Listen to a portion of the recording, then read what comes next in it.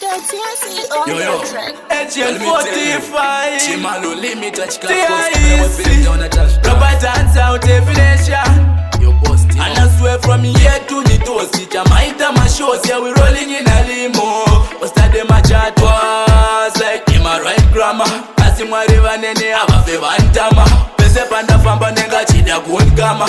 Zivirira mweya ino oya nemnyama. Punishment feed them va notice a mind farmer. Roll out me sound vari kuchapa na na na na. Simbare kukurira, simbare kukurira, simbare kukurira, simbare kukurira, simbare kukurira, simbare kukurira, simbare kukurira, simbare kukurira, simbare kukurira, simbare kukurira, simbare kukurira, simbare kukurira. Yes, we have been me last go in the game. Not take blame, me can never be the same. Yes, not the game changer, game changer. Go back to dance, those ginger, those ginger. Them want me fi cry man, cause man a time man. Them want me fi die man, them out of the cry man.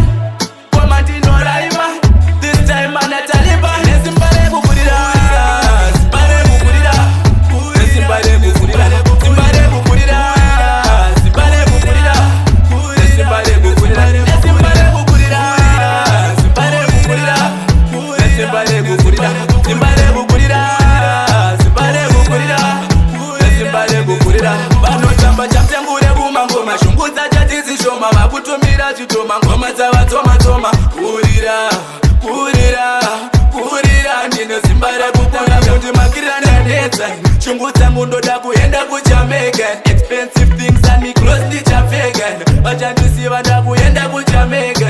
Ndine simbare kukurira, simbare kukurira, simbare kukurira, simbare kukurira, simbare kukurira, simbare kukurira, simbare kukurira, simbare kukurira, simbare kukurira, simbare kukurira, simbare kukurira, simbare kukurira. And I swear from here to the toast, Jamaica my shows, yeah, we rolling in a limo. What's that them a chat was like him a right grammar.